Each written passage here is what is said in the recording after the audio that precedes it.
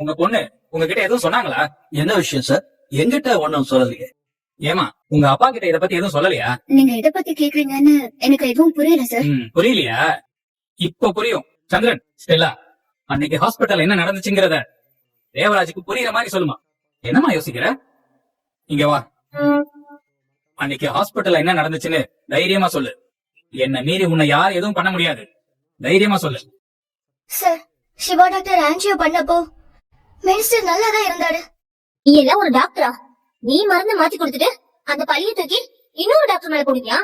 உனக்கெல்லாம் மனசாட்சின்னு ஒண்ணு இல்ல. உன்னெல்லாம் சும்மாவே விடக்கூடாது. காமாட்சி, கொஞ்சம் பொறுமையா இரு. இதெல்லாம் என்கிட்ட ஏன் சொல்லவே இல்ல?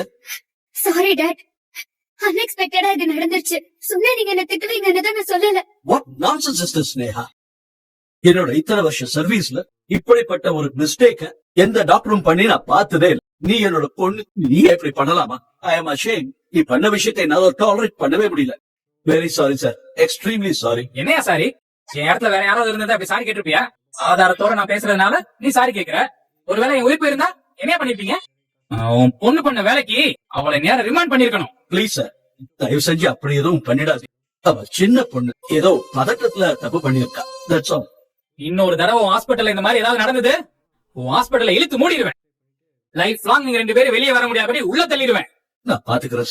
நீ செஞ்ச வேலைக்கு அந்த சிவா டாக்டர் நாங்க ரொம்பவே கஷ்டப்படுத்திட்டோம்.